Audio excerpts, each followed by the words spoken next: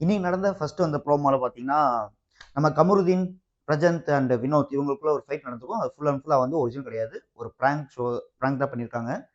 அது உண்மையாலுமே ஒரு டிஆர்பி ஏத்துச்சு. நல்ல லெவலுக்கு கொண்டு போச்சு. மக்கள் நெறைய பேரு உண்மையாலுமே சண்டை போட்டுட்டாங்க.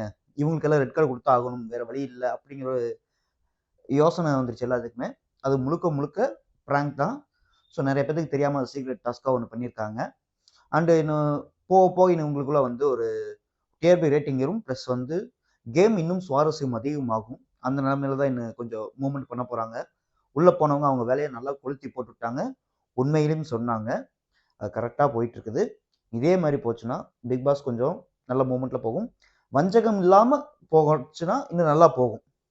அதுக்கு வஞ்சகம் இல்லாம போகணும் அப்படின்னா நீங்க பார்வதிக்கு வெளியே போடணும். அப்படி போட்டீங்கன்னா வஞ்சகம் இல்லாம ஒரு மூவ்மெண்ட்ல போகும். அண்ட் இவங்க உள்ள போய் சொன்னதுமே சொல்லியிருப்பாங்க பார்வதிட்ட இந்த விஷயங்கள்லாம் இப்படி போயிட்டு இருக்குது. வீட்டுல அம்மா இருக்காங்க. அவங்க பாதிக்கும் அப்படின்னா ஆனா பார்வதி சொன்ன பதில் என்னன்னு பாத்தீங்கன்னா, எங்க அம்மாவை எனக்கு ஹேண்டில் பண்ணிக்க எனக்கு தெரியும் அப்படின்னு. இதை உள்ள இருக்கவங்களுக்கு வெளியே இருக்கவங்களுக்கும் ஃபேமிலி பாதிக்கும் அப்படின்னா கண்டிப்பா பாதிக்கும்.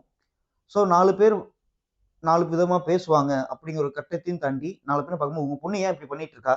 கொஞ்சம் கூட வெக்கம் இல்ல, பொண்ணா நடந்துக்க மாட்டாளா உங்க பொண்ணு அப்படின்னு கம்பல்சரி கேட்பாங்க. இது அவங்களுக்கு ஒரு மனவேதனையாவும் இருக்கும்.